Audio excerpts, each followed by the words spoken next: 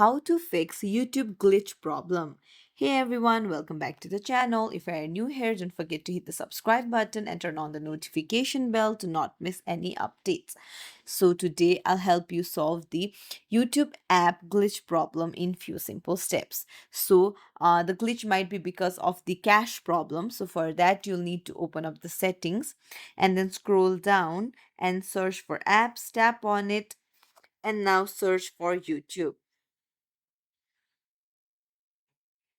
So while you're doing that, don't forget to hit the subscribe button and like to our channel. Now tap on YouTube and then scroll down. You'll find storage, tap on it, and there you'll find the clear cache option. Tap on it, and then once the cache is cleared, I'm pretty sure that it will also solve a glitch problem. It's as simple as that. Thank you for watching. See you in the next video, everyone.